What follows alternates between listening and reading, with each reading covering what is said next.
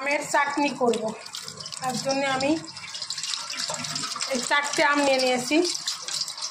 4 ফালি করে কেটে আমি এখন ধুয়ে নিচ্ছি।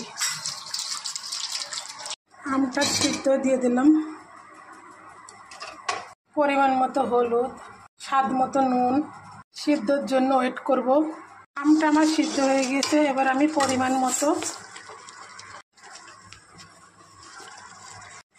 মিষ্টির জন্য চিনি দিয়ে দিলাম। এবার এটা লাভিয়ে নেব একটা পাত্রে। কড়াইয়ের মধ্যেই আমি সরষে তেল দিয়ে দিচ্ছি পরিমাণ মতো। 4টে মতো শুকনো লঙ্কা, মৌরি,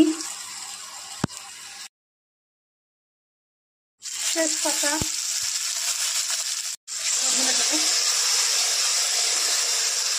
হাতে বানানো একটু মশলা, সেটা আমি দিয়ে দিলাম। এর মধ্যে এলাচ আছে, দারচিনি আছে, মৌরি আছে, জিরে আছে, ধনে আছে, ওইটা আমি একটু জোয়ান আছে, এটা দিয়ে দিলাম গুঁড়ো। আমার চ্যানেলের নাম হাই চন্দনা ইউটিউব চ্যানেল। চাটনিটা পরিবেশনের জন্য একদম রেডি। আপনারা এভাবে ট্রাই করবেন।